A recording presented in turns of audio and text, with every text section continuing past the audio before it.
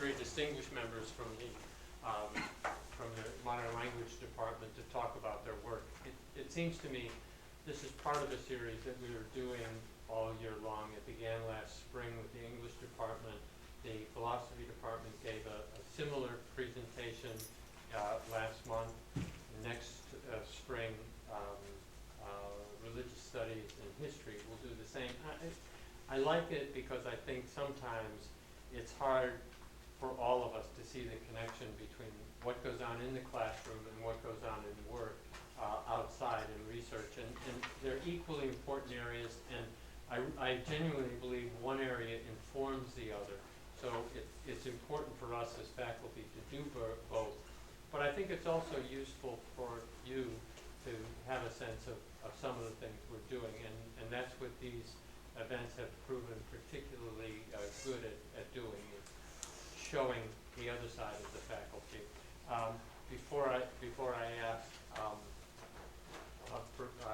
Professor Vassell to do the introductions, I want to just make one commercial announcement. A week from Monday, there is a visiting scholar, the Exile Studies scholar, Holly Lewinsky, who is from University of, I can't remember if it's USC or UCLA. I'm sorry, Loyola of Marymount in Los Angeles, will be talking about the American identity and exile. And again, it's part of a series of talks on exile that we do. I've left the posters, the flyers up here. I hope if you are interested in it that you'll take a flyer, come to the talk, and tell your friends about it. But for now, let me turn the non-podium over to Professor Vassell, who will do the introductions, or the podium. Should I come here? Yeah. Okay, prefer? Okay, Thank so good afternoon, everyone, and thank you for being here. Thank you, Dr. Gillespie, for organizing this series for the humanities, and thank you to the Center for the Humanities. It is my distinct privilege to introduce three of my colleagues here today who will talk about their work, and you'll be fascinated, I'm sure. And I will introduce the three of them now in the order in which they will present. And so the first colleague is Dr. Maya Boutagu. Dr. Boutagu is assistant professor in the Department of Modern Languages and in the Center for Women and Gender Studies. And she's the author of a book that was just published this year, 2015, which is titled Occidentalisms, Postcolonial Historical Novels and National Identities in 19th Century. And I don't have the rest of the title, but she will talk about this research to you in a few minutes. And she has a second book in progress, which focuses on plurilingual women writers in different post-colonial contexts: Egypt, Bengal, Mauritius, and Algeria. She has published in comparative literature, Francophone, Arabic, and Anglophone post-colonial studies.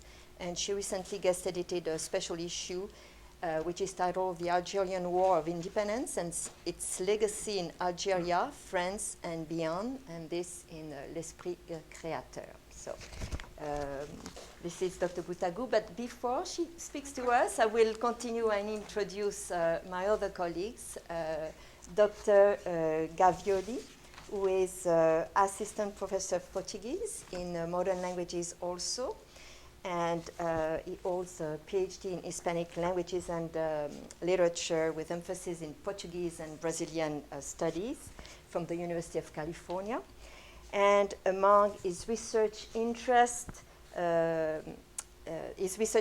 include Portuguese and Brazilian novel, ethics, human rights and literature, and witness literature and Brazilian cinema. And his talk today will be about untangling depression in contemporary Brazilian literature.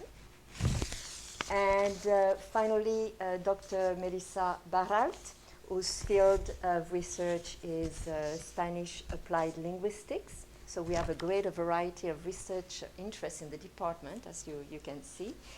And Dr. Baralt is also assistant professor in the Department of Modern Languages. And she specializes in psycholinguistics, the cognitive effects of bilingualism, second language acquisition, language teaching. And currently she is conducting research on the benefits of bilingualism for young children. She's also responsible for training all of our graduate students in the Spanish graduate program in language teaching methodology. So please welcome my colleagues and Dr. Butaka. Hi, good afternoon, everyone, and thank you very much, Michael, for organizing this panel. I think it's very important to, at some point, have a sense of the research we are doing. Well, if you saw the flyer, I have entitled this presentation, at least my part, In Praise of Comparative Literature. And the subtitle is the title of my book that Pascal kindly presented, Occidentalisms, Postcolonial Historical Novels and National Identities in the 19th Century, which is the translation of a title that is in fact in French, Occidentalisme. Well, then why in praise of comparative literature? Because as a professor of literature, I am more and more convinced that it's the unique way we read literature. We cannot read literature without making connections. And this is why comparative literature is not just a discipline, but it's in fact the real way any of us read, by connecting objects, images, texts. And of course, comparative literature addresses not only literature, but also visual arts. And another reason why we do comparative literature without even knowing what it is the fact that writers, before writing, are readers. And as readers, we connect objects, and we don't really follow national boundaries. If you think about certain writers, they will read any literature available in print, and they will not read only the literature that is available in their national literature. They will read Spanish, if they are in English, English writers, they will read Spanish literature in translation, they will read French literature in translation, they will read German literature in translation. Then a writer, before any kind of writing, is first a reader, and as a reader, you have to experience any kind of text. And this is the first point. And it's something that I have developed in my book too. In my book, the 4 writers I am talking about and developing and studying are all, before being writers, readers. And I analyzed the texts that they read before writing their own novels. And this is the first point.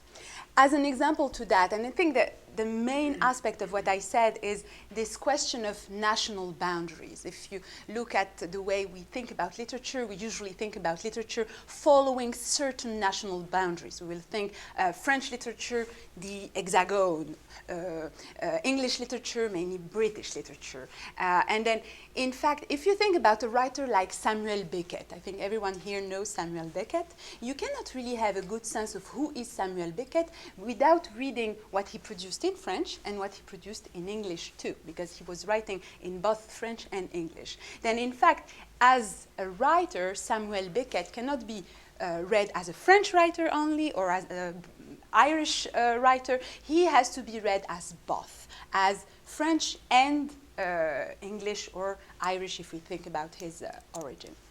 And this is one example of how we cannot really think about literature without thinking comparative literature. And the other point I have developed in my book is the use of comparison. What does it mean to compare? And in fact, I think it's when you compare, you decenter an object. If you compare, for example, Shakespeare, who everyone knows in this in this classroom. If you compare Shakespeare to Kalidasa, Kalidasa is an ancient Indian writer. In a sense, what you are doing is saying, well, Kalidasa and Shakespeare can be compared. And doing that, you just put them equal. You make them equal to one another.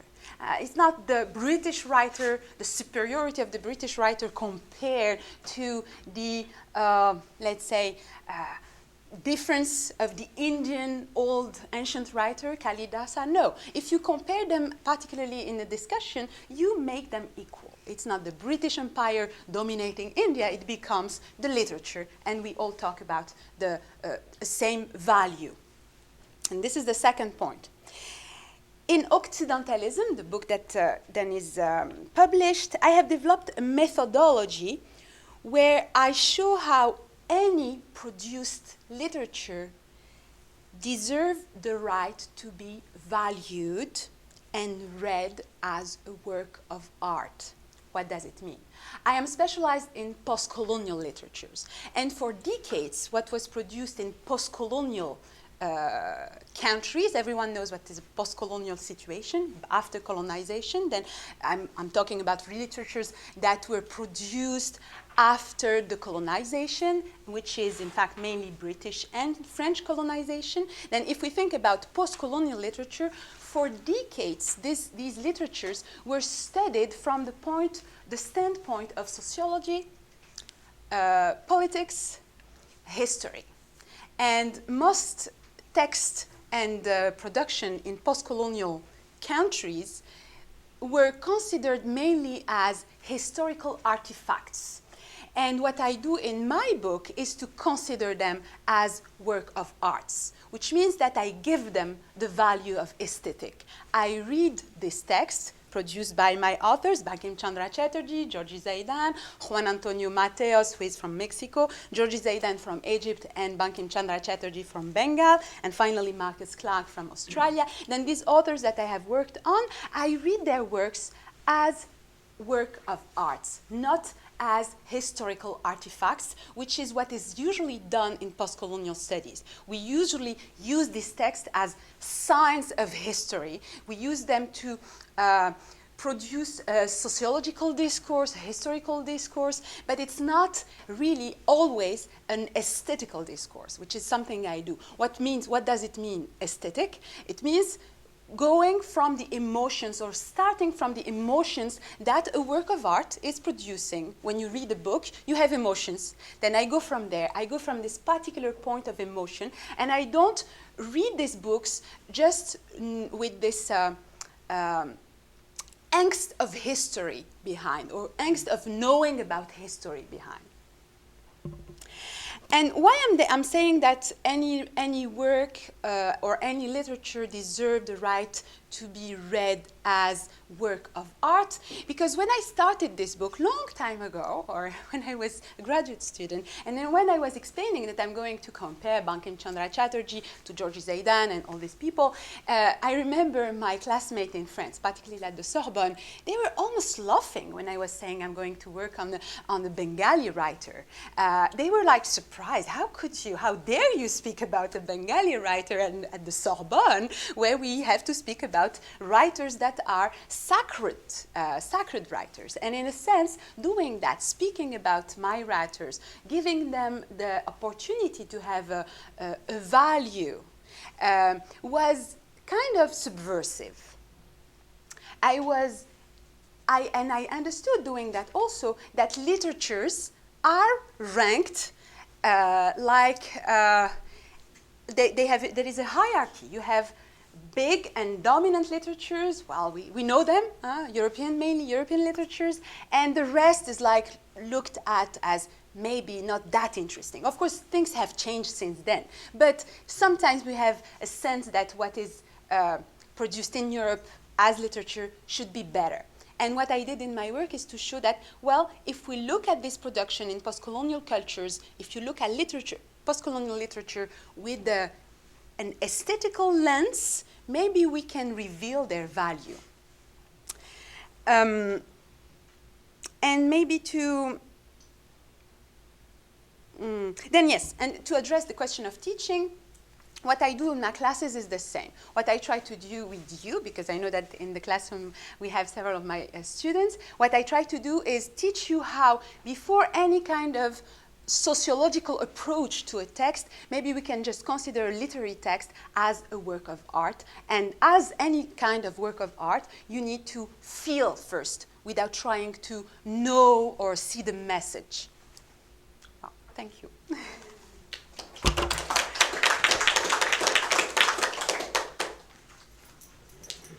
Good afternoon to everybody. Thank you very much, Michael, the center, Pascal, my colleagues. I will use one of the words that Maya just said, which is subversive, because I'm talking about subversive work here related to the issue of depression. Why do I use this word subversive? Because I think that studying a Brazilian work that deals with depression is already going against the stereotypes that we normally associate with Brazil. Brazil as the country of the light soul, the sunny people, the smiling people. So, and in reality, who studies Brazil knows that these are like huge stereotypes, especially considering the huge amount of work that has been published in recent years that deals with traumatic episodes of Brazilian history. And this is one of the topic of my book. I work with the topic of trauma in my classes. I teach a course that is on literature written about colonial wars and also about wars happened in and outside Brazil, but fought by Brazilian soldiers. And of course, one of the issues, the major topics of this literature is related to the post-traumatic stress of these soldiers coming back home.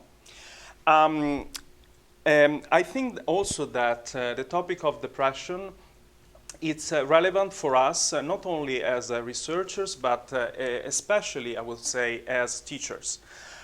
Just to give you like a very short number, we know that on our campus, 700 students per semester go look for therapy for issues related to anxiety or depression.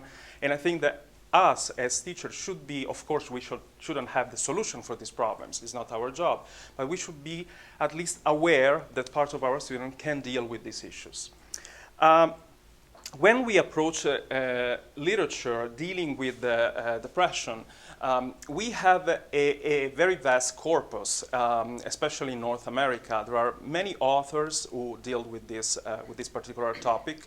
I would mention one that is very known, which is William Styron, that he wrote a memoir about his depression, which is A Darkness Visible. And what happens in this literature, both in North America but in other contexts as well, is that authors use hyperboles to talk about depression. They talk about, for instance, the feeling of becoming zombie-like, or the fact of feeling not inhuman. So they use all these very strong images that are not only hyperbolic, but they are also part of a common language that is used. It's not really original in describing the experience of depression. Just to give two more names to my talk before I start talking about the book that I analyzed. Andrew Solomon is a North American researcher who wrote an important book on the topic of depression. He started as well as a memoir, and then the book goes in many directions, trying to see the history of what has been written about depression through the centuries. And he came out in this book with this with many conclusions, although conclusions it's problematic word per se. But he said that in this book, not two people have the same depression. And in saying this, he agrees in a way with many writers. Again, Styron writes that the experience of depression goes beyond description. And it's very hard to pinpoint the origin of this disease in different individuals. The book I'm talking today, very briefly, I'm going to just show some very few characteristics of this book. Is that it destroys, the book I'm talking about is called As Furias da Mente. The author is Teixeira Coelho. The translation of the title is The Furies of the Mind. So the title as well is hyperbolic, as you can appreciate, you can see. The main peculiarity of this book is that it destroys, in a way, a linear conception of causality related to depression. What I mean with this is that normally in literature on depression, you would see authors describing depression as either a disease or, on the opposite, as something that is related to social circumstances that are not related to the chemistry of our brain. This book tries to do literature of this topic, which means it doesn't choose any of these explanations, not the scientific one or the sociologistical one, but it tries to mix them, tries to construct a book that is a labyrinth in itself, that accepts many different explanations for this disease, and at the same time it destroys stereotypes related to depression. One of them, one of the strongest, I think, and is very common in our culture, is that depression is something that is a condition typical of a privileged status, like a middle class, or it's a North Americanism. It's something that is related to capitalism, to a privileged status. This book shows exactly how this is absurd, because it shows how, it gives several examples as well, of data that are related to the research related to depression, which is of course not specific of a particular class or a particular place of the world. It says that each culture has its own way to express depression, right? And its own economic situation condition is not the factor. Of course. Another stereotype that is destroyed by this book is the fact that the way to see depression as something that can be cured with drugs, which is a very powerful narrative in our society, I think, especially in North America, but also in other countries, of course. I know many artists and writers who would say that drugs are just a placebo, are just something that is totally constructed, manipulated by the industry. And there is another important resource that supports this theory, which is a psychotherapist, Gary Greenberg, who wrote a huge volume in the US talking about, titled Manufacturing Depression. In this book, he tries to see how depression is a big industry, and there is a sort of greed would be like the force that keeps publicizing, advertising the consumer of drugs to cure depression.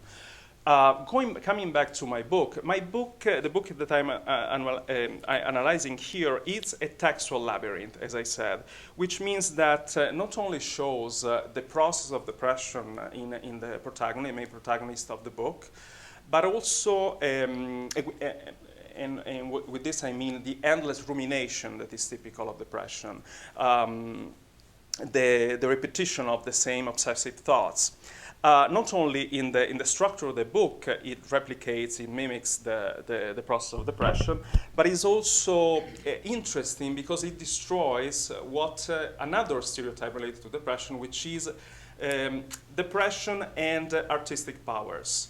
For long times, for centuries, depression, once called with another word, which is melancholia, right, has been related to artistic powers, the capacity of thinkers to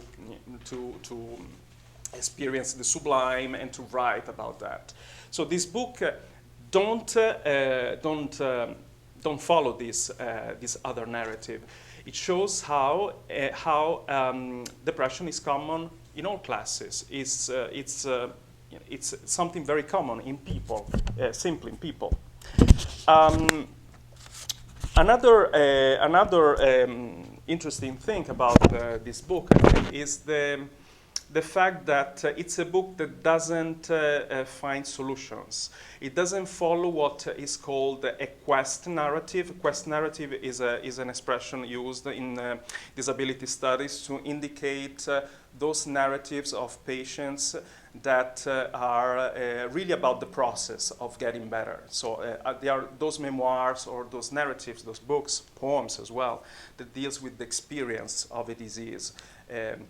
So it doesn't really follow this pattern, but at the same time, it doesn't really follow what is called the restitution narrative in disability studies, which is like the narrative, the most common narrative, which is about how people recuperate after a disease.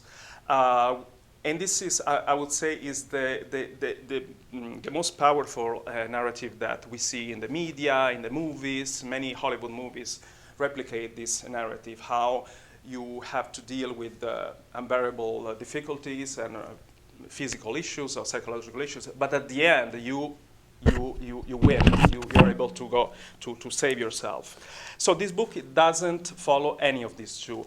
It mixes constantly these two narratives, and it tries to propose a multitude of explanations. And what I think is also worth mentioning is that the final words of this novel are not a conclusion, but the author simply says that at the very end, while he seems to get better, he has the impression of understanding, showing in this way how any assertive and uncomplicated final words on depression are just illusory and misguiding. So I think this is what this book does for us. This is the focus of this particular paper I presented. Thank you.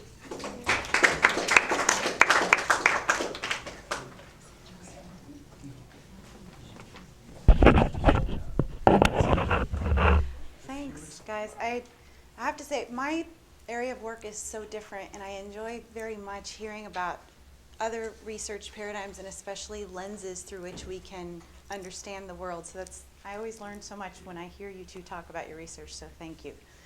Hi everybody, my name is Melissa Baralt. I'm an applied linguist. And what I'm going to do today is talk to you a little bit about the field of linguistics, tell you why it's such a cool field and why it's so amazing, show you how it can encompass not only humanities but also STEM, science, technology, engineering, and mathematics, and then talk a little bit about a research project that I'm doing here at FIU. I'm the linguist on the team. I'm working with a neonatal nurse practitioner and a biomedical engineer, and the best part is it's a team of young women. So briefly, everybody here know what linguistics is? What do you think? The study of language, exactly. Linguistics is the study of language, and there's two main strands, theoretical linguistics and applied linguistics. Theoretical linguistics has to do with how and where language is represented in the brain. So all of you are native speakers of at least one language. You have native inherent knowledge to your language in your brain. It is actually connected to your neuronal connections. How and where can we find out what your rules are? If somebody is a native speaker of English and what's the morpheme in English for past tense typically? ED. So why, when we have the word W-A-L-K-E-D, why do we pronounce it walked? What's the rule, the phonological rule in your brain that tells you, without even thinking about it, unconsciously, that that's how you pronounce it? So theoretical linguistics is about phonetics and phonology, syntax, morphology, pragmatics, meaning of language. Applied linguistics is a little bit different. It is the study of, the investigation of, and the proposed solutions for language-related problems. So some examples of applied linguistics might be in the healthcare world, so when a patient has a car accident and their language is impaired, aphasias, what can we do to help them? What's going on? Education, how to best train language teachers. It might have to do with programming Siri to give you correct translations in another language. Wikipedia, Google Translate. There's so many things that are related to applied linguistics. And to kind of give you a good synopsis, one thing I love about my field, and I'm so grateful about here at FIU, is I feel like I'm allowed to have one foot in humanities. So in my department, I get to work with language teachers, but I also have another foot in STEM, and this is a space in which I can do so. So as a linguist, you could work with healthcare professionals and practitioners. You could work in education. You could be and work with a team of psychologists. You could even apply linguistics to business. So for example, social media and marketing, it's really important to know about dialectal aspects of a language, because if you communicate to a certain population with their own dialect, that will have greater impact in terms of selling your product. What I think is an important strand of applied linguistics is bilingualism and how it affects the brain.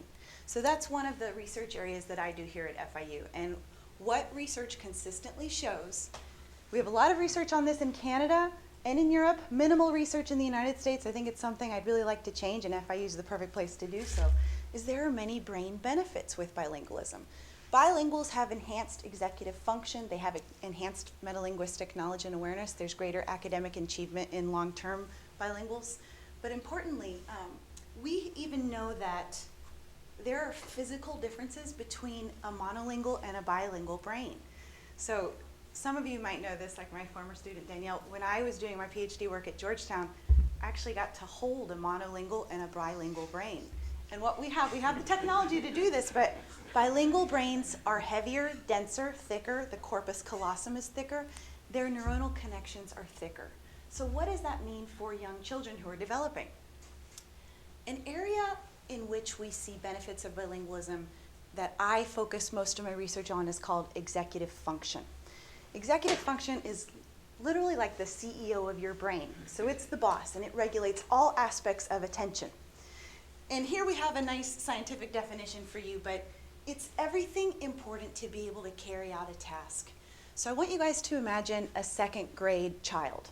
And let's say that second grade child did his homework, mom made sure he put it in his backpack, he goes to school, and the task is to turn it in. When we have deficiencies in executive function, children are not as capable at allocating their attention, paying attention, carrying out that task, remembering the task they have to do. They're very easily distracted. So it's everything that includes inhibitory control, attention, cognitive flexibility, reasoning, problem solving, etc. And what we know is that bilinguals are much better in the area of executive function. So this research project came about because I met my colleague who is a neonatal nurse practitioner, and she does research on preemies. And she was telling me, you know, we're looking at these children long term, and preemies often have a lot of problems and deficiencies in executive function. They can have issues in the area of executive function. And I said to her, I do research on bilingual children who have enhanced executive function. And we both looked at each other and said, we need to examine whether bilingualism may be beneficial to premature born children. And briefly, just to give you some background, a term child is born at 40 weeks gestation, as defined by the World Health Organization. So prematurity, in definition, is a birth that happens before 37 weeks. And we, thanks to technology, thanks to the amazing advances in science, we are very capable of keeping very preterm born children alive. But in terms of their long-term trajectory, especially in neurodevelopmental outcomes, we need more research on that and on helping these kids long-term. Why is that? Preterm children, so an infant brain has not gone through what we call myelination yet. So if you think about your brain, myelination is all of the white matter growth in the brain. Infants have highly unmyelinated brains. We also know that premature children are at a much greater risk of intraventricular bleeding in the brain. So that very preterm children and the kids we're working with at Baptist Children's Hospitals, there are actual holes in those ventricular areas of the brain. But importantly, we know that preemies are at greater risk of having some deficiencies in their executive function. So how can we help them? And I wanted to give you guys an example of what, let's say you decide to study linguistics, and it's so important to study that grammar and the syntax, phonetics, etc., and then get into applied linguistics. If you ever get to do work in linguistics and might want to do a scientific study, this is an example of what a hypothesis looks like. So these are actually the hypotheses that my colleagues and I submitted, and we got 3 grants for it. And the first is, Bilingual preterm born children will have significantly enhanced executive function compared to monolingual preemies. And we're controlling for socioeconomic status factors, and we're also using behavioral tests of executive function. The second part of our study is that when kids engage in tasks that recruit their executive function, so what that means is tasks that make them really rely on the executive function part, which is located in the frontal precortex of the brain, bilingual preemies will have greater cortical activation compared to monolingual preemies, and we're doing that with a new technology called FNIRS, or Functional Neuroinference Spectroscopy. So I'm going to give you all a couple examples now. The first example we're going to see is what a task might look like that measures a child's executive function. So I need a volunteer, please. Come on. Okay. I'm going to have you sit here, and I'm going to play an audio clip. So this is what all of the kids that go to our lab here at FIU have to do. This is one sample task. Okay. You have to imagine that you are 8 years old, okay? So I'm going to play a brief clip. We're going to listen to two test clips first. So just listen to the first two. Score D2, D2, D2. Practice 1. News just in. The success of the secret space mission, codenamed Fox, has just been revealed by galactic authorities. We await further details. Did you hear an animal name in that clip? Oh, Fox. Fox, right. It was fox. Everybody heard the animal word, fox? Okay. Now this next one. Practice 2.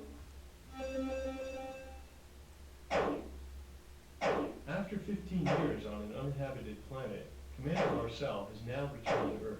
The commander, known as the polar bear because of his ability to withstand cold weather, was said to be fit and well.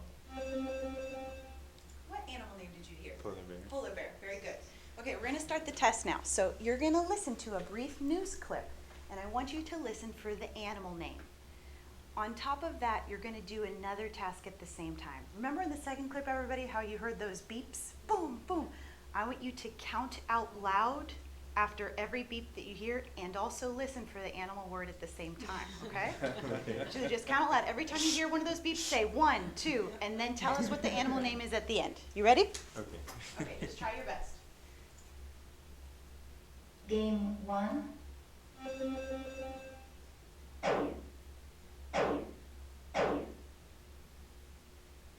Wildlife news. Today in New York, there was an alert at the city park. A visitor group was astonished to see a fully grown tiger prowling through the trees. One woman said, "I just thought it was part of the trip." Another eyewitness told us that everyone remained calm, considering the danger they were in.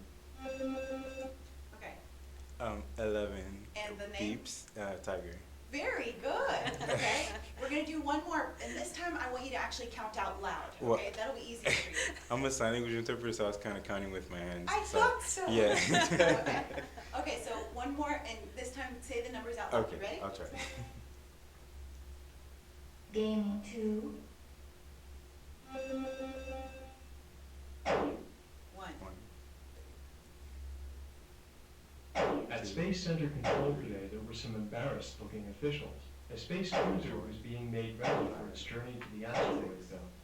Unfortunately, it slipped from its moorings, damaging its power supplies. A spokesman described it as being helpless, like a turtle on its back. The salvage operation continues. What animal did you hear? A turtle. Very good, and then how many beeps? I think it was 10. Very good, Okay. good job. Thank you, 8-year-old child. You did really well. Okay, so that task, what it was targeting, thank you so much, you can sit down. There are many different tests that we have, strictly behavioral tests, that really get at that construct called executive function. And as you could see, what we were trying to get the child to do was do a dual task at the same time. So focus on something, but also listen for another really important part of the test.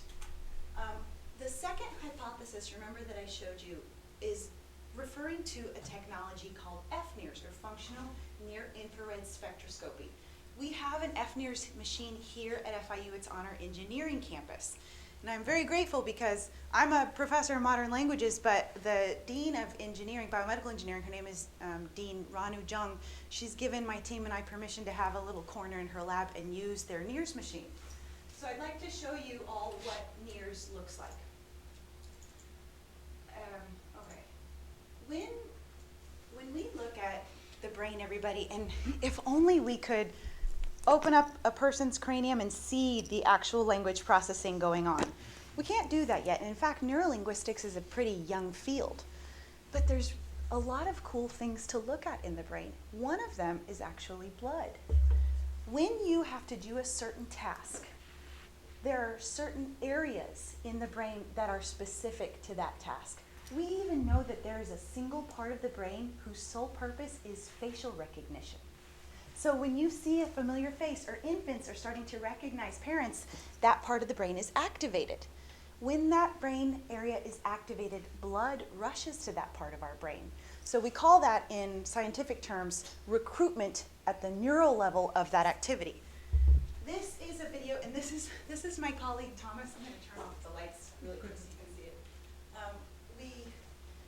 We did a training, and what he's doing is, this is not a language task, he's actually doing a motor skills task where you'll hear a voice that says write, and he has to do an activity with his hand, and it's lateral activation in the brain. So I want you to just look at what this technology shows us. All right.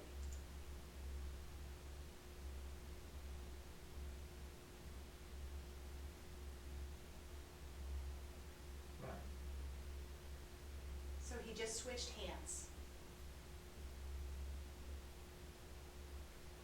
And he's now moving the right hand. Stop. And then he had to stop. Question, which side of the brain activated the most that you saw there? The left. Very good. And why is that? Exactly, very good. He was using the right hand. So with language-related tasks, an amazing thing about this technology is when we're using tasks that require switching back and forth between two languages, or those behavioral tests where we're getting at students or young children's executive function, the prefrontal cortex is what activates. And with this wonderful technology, we can actually compare different groups, such as adults and children, or monolinguals and bilinguals. And we can statistically examine not only the amount of oxygenated hemoglobin level, but also where it's happening in the brain, and even if there's connectivity across hemispheres. Another nice thing about that technology, everybody here knows what MRI machines are, right? The problem with MRIs is that they're very loud, and you have to be extremely still in them, and that's not applicable to young children, especially when we want them to engage in tasks. So NIRS is just a little cap we put on their heads. It allows them to move around. Some want to sit on their mom's lap while we're doing the tests, and it shows us that neural recruitment of executive function. So what are our results showing so far? We're still collecting data. Every session is one-on-one with a child. And what we're finding is that, in fact, the bilingual premature born kids are significantly outperforming the monolinguals. However, there is a difference in type of bilingual. And I'm sure everybody here knows that in Miami, bilingualism is a difficult construct. Those kids that have full productive capacity in both English and Spanish, so when mom talks to them in Spanish, so they actually respond in Spanish, they're the ones doing the best. Those children that have receptive knowledge only in Spanish, so when they're talked to in Spanish, they respond in English, they are performing less well than the monolingual kids. So we have fully productive bilinguals, then the monolinguals, and then the receptive only bilinguals, which is a very surprising outcome to us. So we're trying to now understand why and what that involves, what the cognitive switching aspect is, and why maybe the receptive only bilinguals are not engaging in cognitive switching. And that's another part of linguistics too. So if we're finding that bilingualism gives preemies an edge and helps them perform at par with full-term gestation children, this could have implications for not only language policy, healthcare, but also education. So another area where linguistics could really have impact is there are differences in the way that native speakers and non-native speakers talk to young children, and or there are differences in the actual types of language we use when we address young children. Some types of language patterns that are more efficacious for their successful bilingualism. So maybe we could train early education teachers or preschool teachers or even daycare centers. I'd love to see the majority of daycare centers here in Miami be fully in Spanish, because I think that will be beneficial to these kids in Spanish. So that's all. That's just kind of a synopsis of what my research is about and what I do here at FIU. I have to tell you, this idea came from, I used to live and work in a city called Maracaibo, Venezuela. And watching my first graders use English and Spanish every day, that's essentially why I became a linguist. So I think all of you should become Spanish majors and study linguistics. And importantly, be able to do both research. She's actually from Maracaibo. I'm from Maracaibo, so what a rare occasion. Mi querida Maracucha. All right, thanks everybody. Thank you. Well, thank you to the three of you. As you can see, studying languages can lead you in very different research areas, and not only bilingualism, trilingualism can be very beneficial, and the field that Dr. Bernard taught to us about now, also in terms of comparative literature, even though, well, literature in translation is also appropriate. I would like to ask if there are any questions for our speakers here. Yes. This is actually a question for Baral, Ms. Baral. Do you believe that maybe, like, depending on the language, some people can also have, like, develop their brains differently? Because some languages, like, feel like they develop That's an brains in different excellent ways. question. So you are right, and there have been theories on that. Have you ever heard of the Sapir-Whorf theory? That depending on the type of language we speak, that actually mediates the way we view the world. And there are some studies that show Chinese does not have actual morphological inflection on its verbs for past tense and future tense.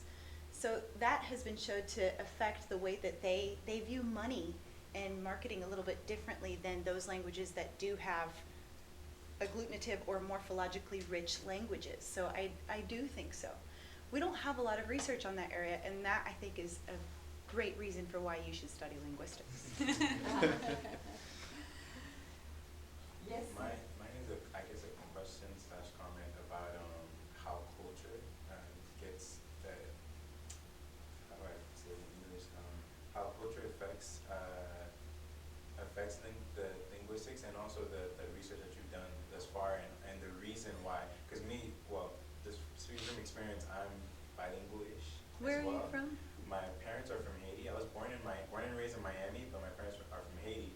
And my mother, this doesn't typically happen with Haitian kids, but my mother specifically, when we were growing up, she would say, whatever language I'm speaking to you in, respond to me in that language. So she would force us. That's one of the reasons why my Creole is probably decent compared to most Haitian kids that are born here. They don't speak Creole, or they'll do the receptive thing. They'll understand, but respond back in English, or have kind of like a Kringlish thing that happens. Kringlish.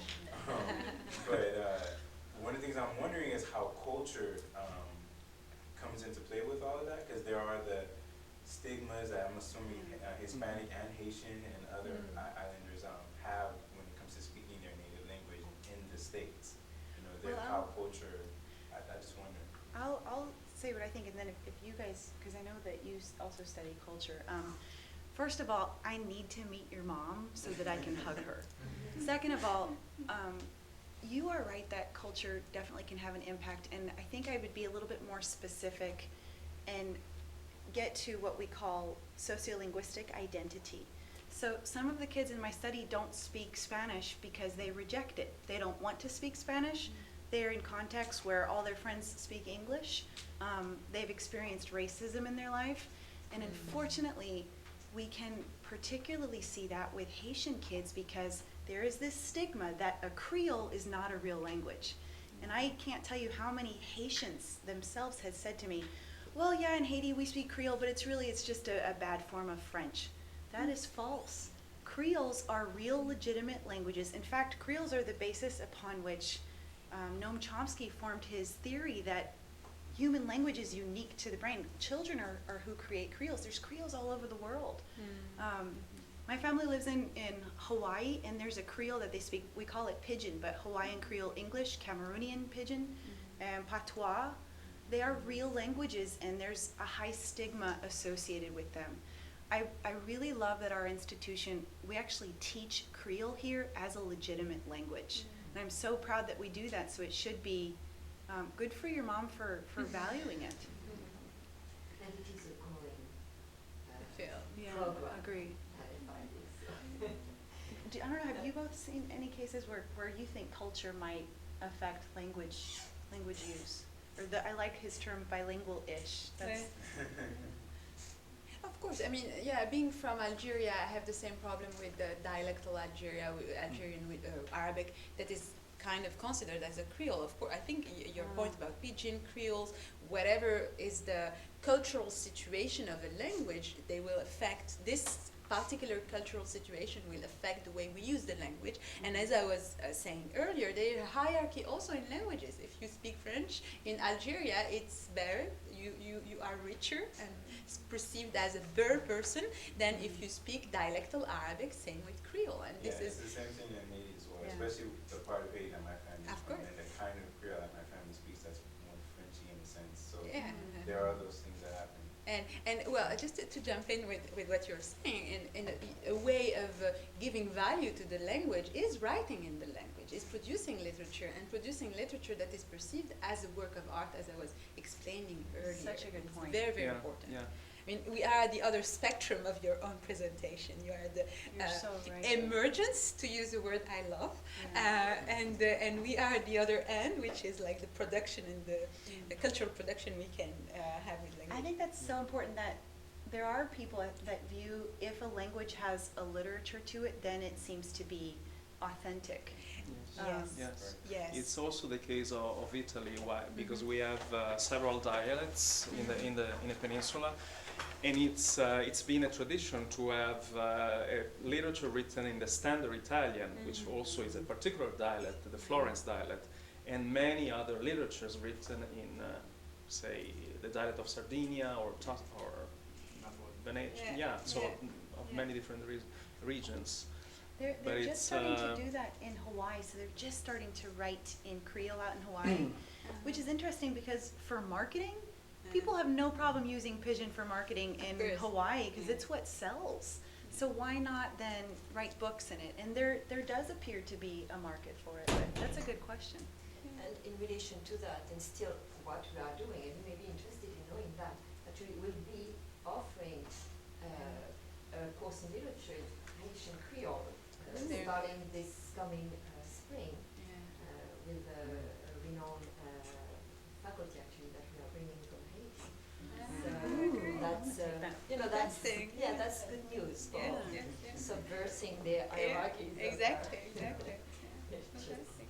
I think you had a question also. Yeah, I just wanted to know, related to infants and the linguistics thing, is the advance, I guess more specified, is it specified on just infants, or do you see an advance, of the EF you said? Executive function. Uh-huh. Good question. So all of the kids in our study were born prematurely, but they are now between the ages of 4 through 8 years old. So they're now young children. Importantly, they've all had at least one formal year of being in a school situation. But, so they've learned after, I mean, let's say 4 to 8, they've learned a different language? Yes. Well, the monolingual children, and interestingly in Miami, it's kind of difficult to find a true monolingual. Speak English only. The bilinguals are Spanish-English speaking. We also have a few Haitian kids in our study as well.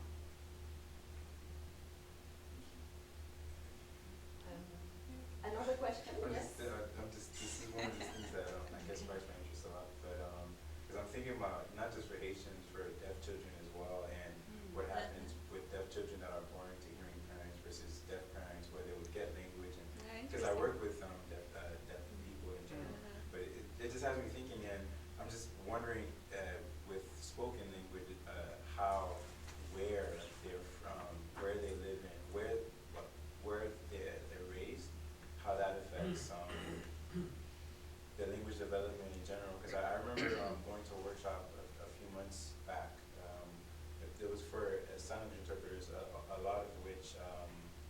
speak Spanish, and the presenter, who also speaks Spanish and is Hispanic himself, he was saying that it's interesting how in Hialeah there are certain aspects of, like, there's for children that are born in the United States or born in Miami, raised in Miami, there are certain aspects of Spanish that are not lost in Hialeah that are lost in other areas. Like I think it's the use of the subjunctive, which usually is used in a more academic setting, or the use of the subjunctive, and I think it's I would have had, or that kind of use of language is only used in an academic setting, where at home you don't necessarily use that type of language. Because of that.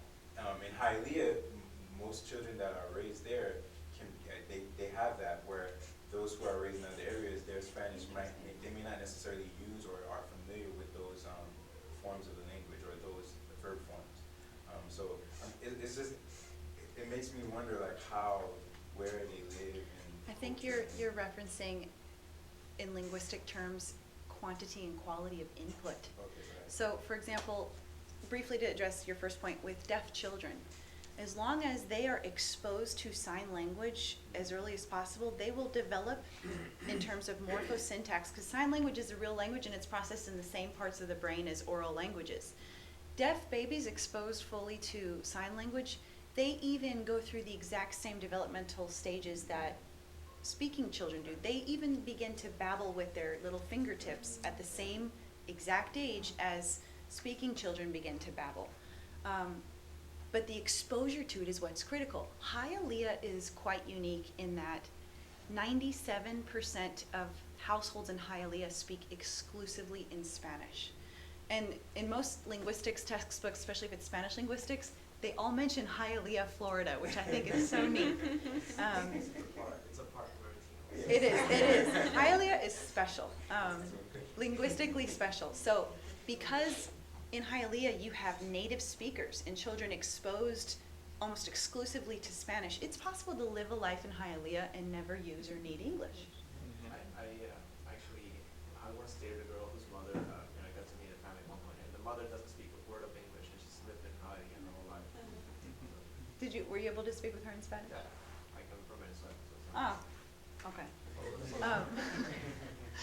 So the other phenomena that you're describing, it's unfortunately very characteristic of the United States. For some reason in this country, speaking another language, it's highly valued by affluent Anglo speakers, and U.S. high school students love to say, I studied Spanish for 4 years, and I studied abroad for a week in Mexico, and I'm fluent now. And yet there's racism against the very opportunities to actually engage in language practice with native speakers in this country, which ironically is necessary to achieve proficiency in that language. So what you're describing is, there's a wonderful researcher named Silvina Montrul at Illinois. She does work on attrition and morphosyntactic loss of children who just don't acquire Spanish fully. The subjunctive is one of the first linguistic forms that disappears. So another reason, I think, to value Hialeah, it would be an interesting linguistics case. Yeah. So this is actually a question for Mr. Gavioli, is that, do you believe yourself that depression itself is something that's like chemically induced within the brain, or is it something that's like, I guess, people impose, like, psychologically? If I believe, Yeah. I think if I knew, I would win the Nobel Prize, right? What do you believe at this point from what you know? I think it's important to be open to a variety of explanations about this particular issue. From the scientific point of view, the neurological point of view, to meditation and Oriental practices. So I think it's a question to just be aware of a variety of possible explanations. I wouldn't choose one, and I think what the particular language and medium of literature does is exactly to give this openness, and to present shocks as well among different variables and possibilities. Which means complexity. Complexity is highly valued in this particular work, and I would say in literature as well. Yeah, I find it interesting how like depression can be found like really, like what you mentioned is true. Like you can find depression like are not necessarily very educated, academically speaking, and also people who are highly, highly intelligent and really. Yeah. So yeah, it's something that not a lot of people think about, but it's definitely a universal problem that anybody from any background. In any class. Yeah, except that just to jump in with the question, and again, I really I was fascinating listening to the fact that we don't always see depression the same way, because the expression of it can be really different from a culture to another one, and also from a class, a socio-economical class to another one. And in some parts of the society, you don't see that people are suffering from depression because they just keep going, but there are other signs, and maybe the expression of it can change. I had a question. We still have some time for questions? The last question. Really? This should be the last Okay. one. Okay. Well, for you, Nico, I was listening to you. How are psychiatrists reacting to this new kind of manifestation, expression of depression? Are they like against it, or do they see something new in the way it's described? And I imagine that it's a whole many texts are around your own corpus, right? You have other texts than the theory of the mind, right? Yes. Well, I would say that there is not such a psychiatrist reaction as one thing, because of course the debate is very inside the community of psychiatrists. And one of the examples that I also mentioned is of a psychiatry who is questioning, what is the DSM explanation, right? The manual that would give like the answers for this particular problem. So I think that there is a huge resistance when there is much to lose in terms of for the psychiatry community, which of course it's a profession that rely on the right, mental illness, right? Right. So I think that it's a cultural battle that is going on right now, and really, if you read literature on the subject, you see how different and totally opposing are the views on the topic. Yeah, so it's So okay, thank you. Well, thank you very much for a very diverse exposition of your research, and thank you to all of you for joining us this afternoon, and thank you to the Center for the Humanities and to Dr. Gillespie. Thank you. Thank you, everybody.